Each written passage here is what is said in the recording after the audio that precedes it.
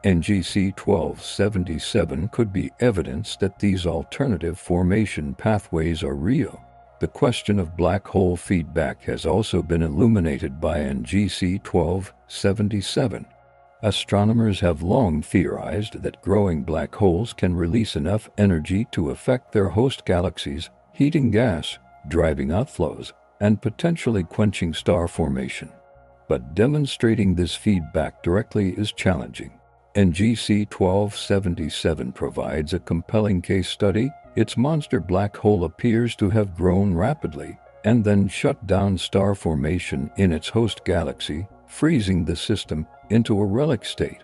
The correlation between the oversized black hole and the quenched stellar population is too striking to be coincidental. It suggests that feedback really does shape galaxy evolution in fundamental ways. This insight has implications beyond NGC 1277 itself. If black hole feedback can quench galaxies so effectively, it might explain why some massive galaxies in the modern universe have stopped forming stars. The red and dead ellipticals at the centers of galaxy clusters might owe their dormancy to similar processes, black holes that grew large enough to sterilize their own environments. NGC 1277 has even contributed to discussions about the nature of quasars in the early universe. Quasars are powered by black holes actively consuming enormous amounts of material, and some of the most distant quasars, seen as they were just a few 100 million years after the Big Bang, have black holes weighing billions of solar masses. How could such massive objects form so quickly? NGC 1277's black hole, though now dormant, demonstrates that rapid early growth is possible. The conditions in the young universe, dense gas, frequent interactions, perhaps heavy seed black holes, could produce monsters in cosmologically short time frames. NGC 1277 is living, or rather frozen proof. For researchers studying supermassive black holes, NGC 1277 has become a key reference point. It sets an upper limit on just how disproportionate a black hole can be relative to its host galaxy. It provides a test case for models of rapid black hole growth, and it demonstrates the long-term consequences of black hole dominance, a galaxy frozen in time by its own central engine. As we discover more about NGC 1277 and similar objects, our understanding of supermassive black holes will continue to evolve. These cosmic monsters are more diverse, more influential, and more mysterious than we ever imagined. And NGC 1277, the galaxy that shouldn't exist, sits at the heart of that mystery. Closing thoughts and call to action. So there you have it, the incredible story of NGC 1277, the galaxy that shouldn't exist. Let me just recap what makes this cosmic oddball so special. It's a relic galaxy, a frozen time capsule from the early universe that has barely changed in over 10 billion years. While other galaxies were merging, growing, and transforming, NGC 1277 hit the pause button and never pressed play again. At its center sits one of the most massive black holes ever discovered, a monster weighing somewhere between 12 and 17 billion times the mass of our Sun. That's thousands of times larger than the black hole at the center of our own Milky Way, yet the galaxy itself is 10 times smaller than ours. The ratio between this black hole and its host galaxy violates everything astronomers thought they understood about how galaxies evolve. It's as if nature made a cosmic mistake, or more accurately, found a rare pathway that most galaxies never follow. NGC 1277 teaches us that the early universe was a place of rapid, intense activity where galaxies could form quickly, grow monster black holes, and then freeze in place for billions of years. It shows us that galaxy evolution isn't a single predetermined script. There are multiple pathways, multiple outcomes, and occasional frozen exceptions. And perhaps most remarkably, This ancient fossil has survived in one of the most chaotic environments in the nearby universe, the Perseus cluster, without being torn apart, transformed, or absorbed by its more active neighbors. It's a window into cosmic history. A puzzle that challenges our theories. A reminder that the universe still has secrets we're only beginning to uncover. Now, if you made it this far, first of all, thank you. This was a long journey through some pretty mind-bending cosmic territory. Here's what I'd love you to do. If you found this fascinating, hit that subscribe button so you don't miss future deep dives into the mysteries of the universe. We've got more mind-blowing space stories coming, and I'd love to have you along for the ride. Share this with a friend who loves space science, or just having their mind blown by how strange the cosmos can be. The more people learn about wonders like NGC 1277, the more we all appreciate just how incredible our universe truly is. And drop a comment below what aspect of NGC 1277 surprised you most. Was it the monster black hole, the frozen-in-time stellar population, the fact that it somehow survived for 10 billion years in a cosmic city of colliding galaxies? I'd love to hear your thoughts. Until next time, keep looking up. The universe is stranger, more beautiful, and more mysterious than we ever imagined, and there's always more to discover. Thanks for watching, friends. See you in the next one.